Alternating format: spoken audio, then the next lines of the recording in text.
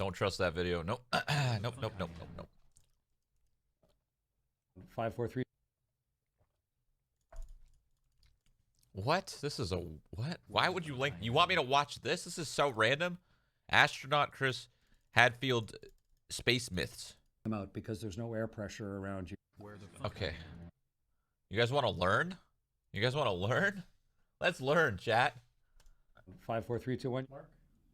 Hi, I'm Commander Chris Hadfield, astronaut, spaceship commander, spacewalker, part-time musician. I'm here today to hopefully debunk some common space myths. Here's this common perception that you will immediately fry to a crisp by the unfiltered, unadulterated solar radiation if you get sucked out of the airlock. In truth, it's way worse than that. In the shade in space, it's like minus 250 degrees. But the part of you that's in the sun, it's plus 250 degrees at least. So it's going to start boiling and burning. So it's like lying on a red hot stove with a piece of dry ice on your back. And your lungs are going to be sucked flat instantaneously. But even worse than that is your blood is going to boil, like opening a can of pop where suddenly all the little bubbles come out because there's no air pressure around you. So simultaneously, you are going to freeze, boil, burn, get the bends, and no longer be able to breathe. Not a good way to go. I've done 2 spacewalks,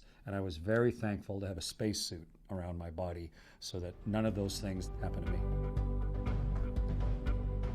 Sometimes you hear that you have to work out constantly or you will pass out and possibly die in space. Not true. Living on a spaceship is the most lazy existence you can imagine. You're weightless. You do not have to lift a finger. You don't have to hold your head up. Your heart doesn't have to lift your blood against gravity. You can be the laziest person in the universe in space. But eventually you need to come back to Earth. And if you don't exercise for your whole 6 months in space, you'll sort of turn into a jellyfish. So we do exercise 2 hours a day on a spaceship. We have a resistive machine, we have a unicycle, and we have a treadmill where elastics hold us down just to keep our bodies strong enough and our bones dense enough so when we get home, we don't just fall over like a puddle. But you don't need to work out all the time. Huh. Interesting. You've probably heard that space has a smell, maybe like burnt steak or some type of barbecue. That's true. When you come in from a spacewalk, you're surrounded by the emptiness of space. It's sort of like the opposite of air. There's nothing there at all. When you quickly repressurize the hatch and you open up the hatch and you smell, what is that lingering smell from a place that used to be exposed to space? The smell in there is a little bit like that trace of a smell of gunpowder or burnt steak, or to me it's sort of like brimstone, like a witch has just been there. It's a cool, lingering trace of a smell. I think what it really is the emptiness of space, the vacuum of space, is actually pulling trace chemicals out of the metal of the walls of the ship. Little bits of stuff you never smell because normally there's air pressure holding them into the metal. They're slowly off-gassing those tiny little trace gases and trace particles that otherwise they never get into your nose. And those are released. It's sort of that metallic gunpowder-fired smell. This is kind of interesting, dude. I don't know why. It's not even coming from space. It's just sort of coming from space's effect on our ship. Yeah, in truth, it smells a little bit like a burnt steak. So there's a lot of word out there that if you go incredibly fast, like the speed of light, if you could travel at the speed of light, that you won't age. And despite thousands of years going by, you'll stay the same, but everybody that you know will die. That's not really true. Einstein called it relativity because what he meant was your aging will be different relative to people's aging on Earth. You'll still age. Time will still pass for you, but people on Earth will age at a different rate. So that if you came back after going incredibly fast, you would have gotten older by the amount of time that it took for you to travel, but people on Earth would have aged much, much faster. They would have had a longer period of time because if you get going fast enough, your speed is sort of proportional to the time passing. So you'll still age, but you just age at a different rate than people back on Earth. Einstein did this cool thought experiment. Imagine if you were looking at a clock. The light from the clock is coming and hitting your eyeballs and telling you it's 12 o'clock. Well, imagine if you could move away from that clock at the speed of light. It would only say 12 o'clock because that light and you would be moving away from the clock at the same speed. So for you, it would look like it was always 12 o'clock. Forever. You'd still be getting older, but that clock would always look like it was the same time. The people on Earth were continuing to live. They're not aware of you going the speed of light. So you can see that the time for you, because of your speed, is relatively different than the time for the people on Earth. It's a really unusual thing to try and grasp in your head. What happens when something blows up in space? If something explodes in space, will it make a sound? And could a human hear it? It's a pretty easy question to answer. The sun is just an explosion. The sun is the biggest explosion any of us can imagine. It's a huge, continuous thermonuclear explosion. It's every atom bomb we've ever built, way more than that, continuously exploding. It would be the loudest thing imaginable. It's constantly happening, but we don't hear a whisper of it. And that's because there's nothing to carry the sound from the sun to us. Even though it's incredibly violent, there's nowhere for the pressure of all of that sound, all of that noise, to be carried across the emptiness of space to shake my eardrum in here and let me hear the sound of the sun. It's a good thing. It'd be deafening. So if something explodes in space, it makes sound, but there's no way for that sound to be carried across space so that I could hear it. There is this idea out there that maybe the only way that we could really create gravity is to spin the spaceship so that everybody is stuck to the sides, like one of those rides at the fair where you're pinned against the wall. And for now, that's actually true. We don't know how to control gravity. We have no way to control gravity. We can sort of pretend there's gravity by spinning a ship and everything stick to the sides like a ball on the end of a string. Maybe someday we'll figure out how to control gravity. But for now, we have to spin the whole ship. Only in the middle would they be weightless.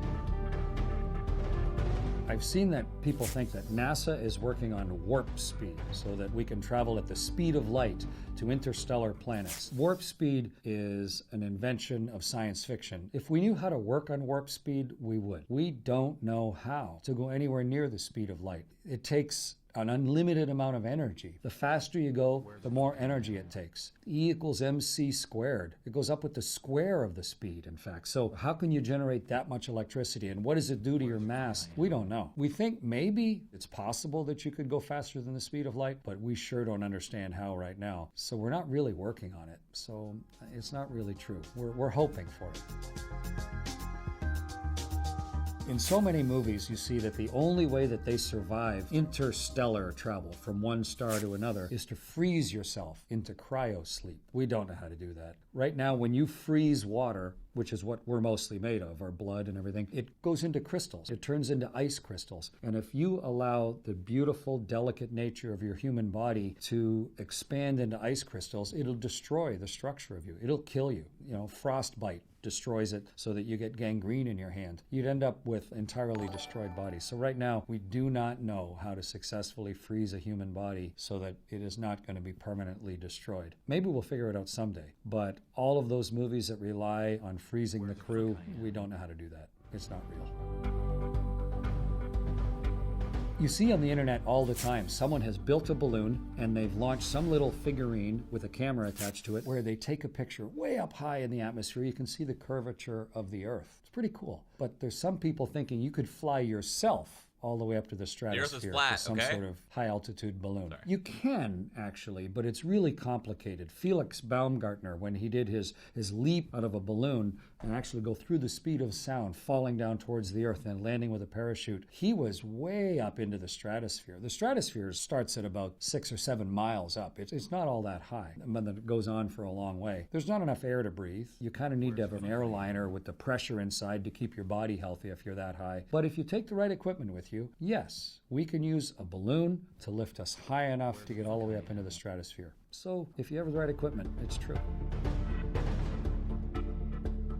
You've probably read somewhere on the internet that if you go to the space station, your body will get taller, sort of expand, and it'll be painful, and you're going to be taller forever, an irreversible experience. And it's not really true. As I'm standing here talking right now, gravity is pushing me down towards the floor. Every single bone in my body and the little bit of gristle that's in between the bones, like each of the vertebra of my back, every one has a little disc in between each of the bones, and even my hip bones and my knee bones, there's a little bit of a gap. Well, if there's no gravity pushing me down, then those gaps can all get a tiny bit bigger. If you stay in weightlessness for a few weeks, in fact, your body just sort of stretches because the gap between each of the bones gets a little bigger. And in my case, I got about that much taller. But you aren't really taller, you're just sort of temporarily longer. but it's not permanent. As soon as you get home and gravity starts doing its work on you and grinding you down, everything squishes back down to its launch. So you may be for a little while a little bit taller in space,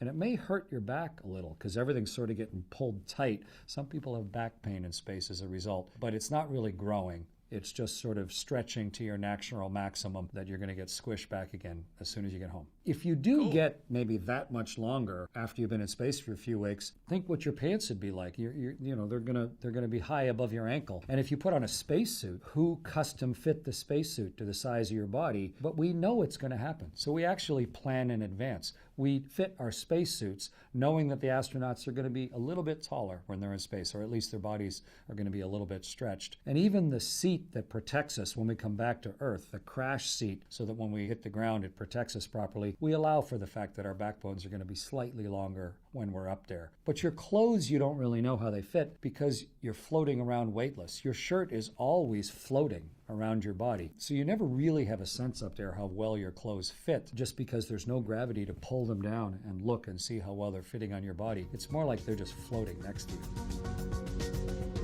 I've read somewhere that on board the International Space Station, bacteria multiplies 10 times faster in space. So if you get sick, your body's going to be like torn apart by this ravenous strain of mutant salmonella. Nah. It is a different place than Earth, the space station. We run around with little swabs all the time to measure what microbes and what viruses and what little tiny bits of life might be growing on the spaceship. We also go around with little cleaners and wet wipes and wipe down the whole space station all the time, like in a hospital, to try and keep the whole thing clean and hygienic. And we are finding that some of those primitive forms of life do mutate slightly differently in the high radiation, weightless environment of the spaceship. But no one has died yet because of the mutant salmonella. I'm Chris Hadfield. Hopefully this has helped answer some of those comments. That was really interesting. I don't know. That was interesting. All right. Cool. Okay. Back to Fortnite, or? Hell yeah. Where the fuck I am. How cool would it be to go to space? You know what I mean? That'd actually be kind of scary. But cool.